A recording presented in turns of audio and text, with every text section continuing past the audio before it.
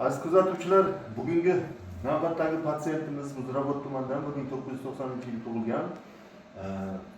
Bir haftadan beri o'tkir yeringli parapraktit, ya'ni o'tkir yeringli chuqur parapraktit kasalligi bilan bezovta bo'lib, qiynalib, isitma qilib, g'araja qilib bizga murojaat qilib keldi. Hozir bemorimiz tayyorlab, og'riqsizlantirib, lazerli operatsiyamizni boshladik.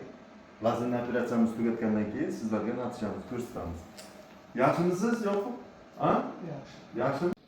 Aziz kuzatuvchilar, biz muzrabotlik patsientimizni lazerli operatsiyasidan keyingi holatini sizlarga ko'rsatmoqchimiz. Kecha bizga bu bemorimiz juda ham varaja qilib, isitmasi ko'tarilib, o'sha to'g'ri ichak sohasida yiring to'planganligi sababli parapraktitdan juda kuchli bezovta bo'lib bizga murojaat qilib keldi. Biz darhol operatsiyaga tayyorlab bemorimizni operatsiya qildik, lazerli operatsiya qildik. O'sha yo'g'on ichak atrofida yiringli abses yig'iladi. Shunaqa kasallik, ya'ni parapraktit degan kasallik, bu juda yomon kasallik, juda og'riqli, juda bezovta bo'lib, kechasi bilan uxlay olmaydigan kasallik hisoblanadi. Lekin shu bemorimiz bizga to'g'ri keldi. Biz lazerli operatsiyamizni qildik. Mahalliy anesteziya bilan, narkoz ham berganimiz yo'q. Mahalliy anesteziya bilan qildik. Va operatsiyadan keyin mana bemorimiz bemalol o'zi yuribdi. Muzrabotdan bo'lgani uchun bugun ham olib qoldik, ertaga javob berib yuboramiz. Lekin biz deyarli hech qanaqa kesma qilganimiz yo'q. Ya'ni kesib, yiringni chiqarish uchun katta yara qilib tashlaganimiz yo'q. Mana hozir Yoqub, siz qanday his qildingiz operatsiyani? Yaxshi o'tdi operatsiya.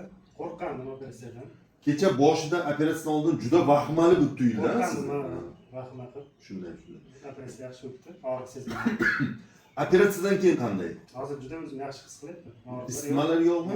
Og'riqlar yo'qmi? Yo'q, og'riq, isitma yo'q. Yaxshi.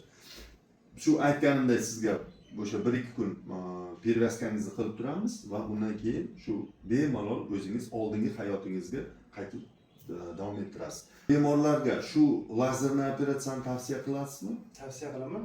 Yaxshi ekan, og'riqsiz o'tdi. Aziz kuzatuvchilar, mana bemorimiz, mana real holat, hech qanaqa g'irrom, hech qanaqa postanovka, hech qanaqa montaj yo'q. Mana haqiqiy holati O'tampolvon klinikasida mana bemorimizni operatsiyadan 1 kundan keyingi holatini sizlarga ko'rsatyapmiz.